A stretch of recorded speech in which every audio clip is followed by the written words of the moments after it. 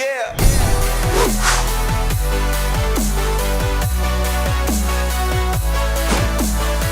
Who do you think of when you hear the word rival?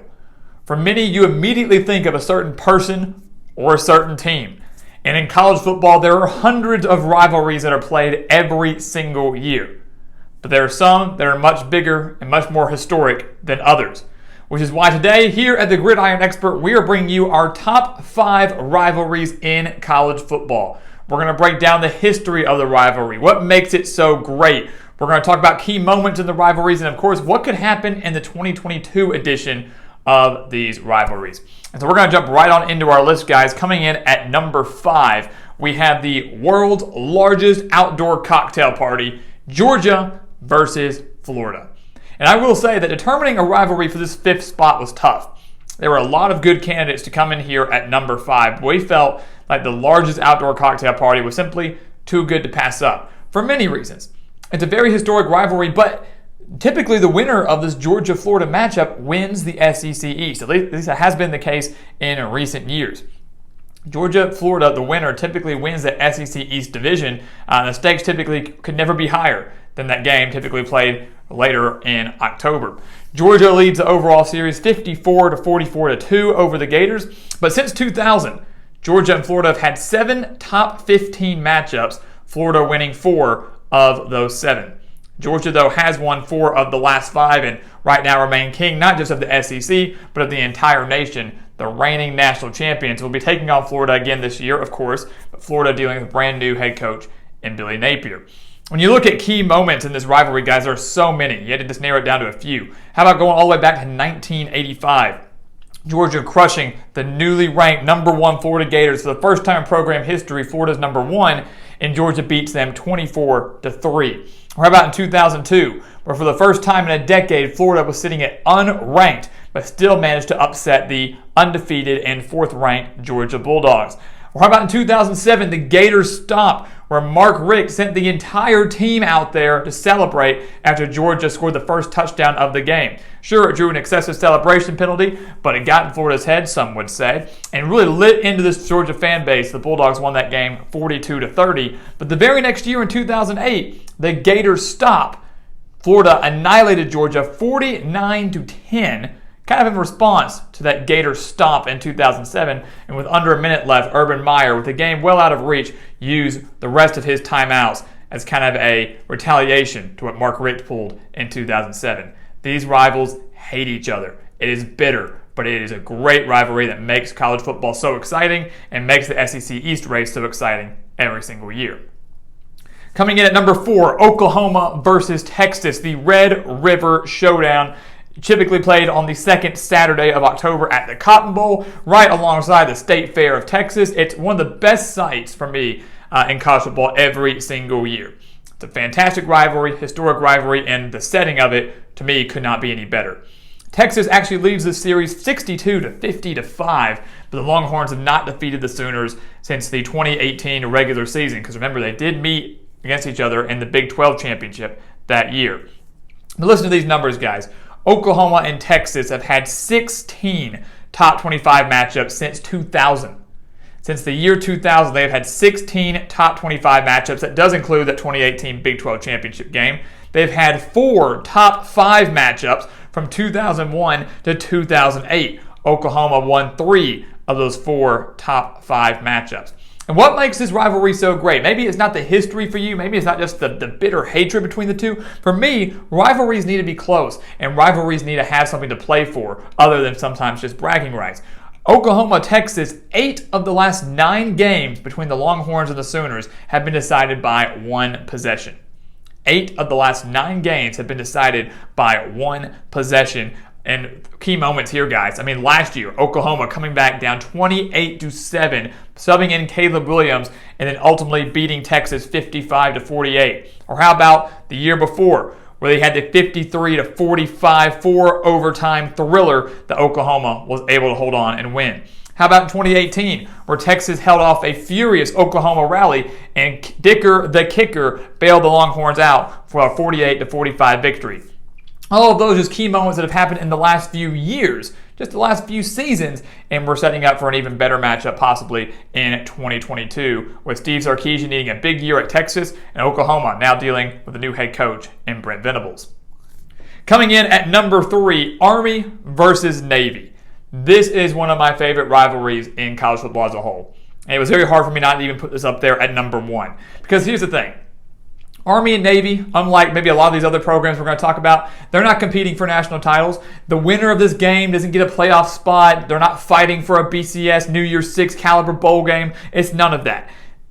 It is right there. This Army-Navy game is solely for bragging rights. It is for honor and for pride. The tradition, the history, the pageantry, and the patriotism that we witness in late December between Army and Navy every single year truly is unmatched by any other rivalry in the country. Always at the end of the regular season, Army and Navy, so you're typically the only game on that Saturday, so all eyes can be on these two programs. And, one thing that I really like about this rivalry is what they do after the game. The alma maters that are performed at the end of the game. The winning team stands alongside the losing team singing their alma mater first. They all face the losing team's fans, the losing team's students. And then right after that, the winning team, they get to sing second, and they sing their alma mater, the losing team standing right alongside them and facing the winning team's fans and the winning team's students. No other rivalry would do that. Do you think Oklahoma and Texas would do that? Do you think Georgia, Florida would do that? Do you think the other two rivals we have listed coming up would do that? No.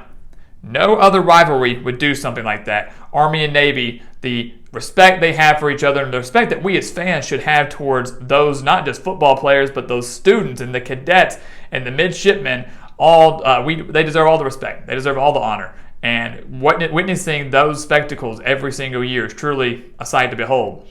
Going into the football part of it, Navy leads the series over Army 62-53-7. They won 14 straight over the Black Knights from 2002 to 2015, but Army has won 4 of the last 6 against the midshipmen, despite dropping last year's meeting 17-13 in a mini upset for Navy. Coming in at number 2 on our list, the game. Michigan, Ohio State. A rivalry so intense that one of the teams doesn't even call the other team by their name. Ohio State calling them that team up north, TTUN. And while I don't have to say it, guys, Michigan did take down Ohio State just last year.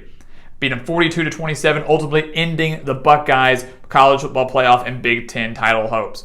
That team up north, the Wolverines, they do lead the overall series against the Buckeyes, 59-51-6. They ended that 8-game losing streak to the Buckeyes just last year, which means the 2022 meeting is going to be even more exciting. Can Michigan get another win over the Buckeyes, 2 in a row under Jim Harbaugh, or Ohio State, this game now being in Columbus, will they be able to get revenge and hopefully find themselves back in the Big Ten championship or maybe even the college football playoff? But the Wolverines and the Buckeyes, guys, they've had 12 top 5 meetings. Not 12 top 25, 12 top 5 meetings. That's unreal. That shows you how great these two historic programs are, 2 of the winningest programs in college football history. 12 top 5 meetings between them, 5 top 5 meetings since 1997. Michigan actually winning 3 of those 5 matchups. Arguably one of the biggest games in this series, guys, came back in 2006, where Ohio State was number 1, Michigan was number 2, and the Buckeyes prevailed 42-39. Go all the way back to 2016. Was JT short? That's a $1 million question, but Ohio State prevailed over number 3 Michigan 30-27, a number 2 versus number 3 matchup. The Buckeyes won by 3 in double overtime. And then, of course, last year, it wasn't an instant classic by any means, but it ended the streak for Michigan en route to their first college football playoff appearance. This is an intense rivalry, is a heated rivalry. We see post-game and pre-game fights and scuffles. We see talks and trash talking happen nonstop 24/7, whether it's in January or right before the game. Up there is one of the best rivalries in the country, but to me, not better than the Iron Bowl. Alabama and Auburn comes in at number 1 in our list of top 5 rivalries in college football. This rivalry, to me, has everything. And what do you want in a rivalry? You want, intensity, you want hatred, but you want the rivalry in the game to mean something. Not just for a trophy, not just for bragging rights, but something that's going to affect the outcome of someone's season. And we have seen that time and time again between Alabama and Auburn. The Crimson Tide lead the series over the Tigers 48 to 37 to 1. They have won 10 of 15 Iron Bowls since Nick Saban arrived in Tuscaloosa back in 2007. And I'm just going to list a handful of key moments here in recent history that have shows you how intense and how important this Iron Bowl has been for both teams. Going back to 2009, where Alabama defeated Auburn 26 to 21 after Greg McElroy led a 15-play, 79-yard drive to take the lead. That game is so important. Why? Because Alabama ultimately made the SEC championship game and won their first national title under Nick Saban that year.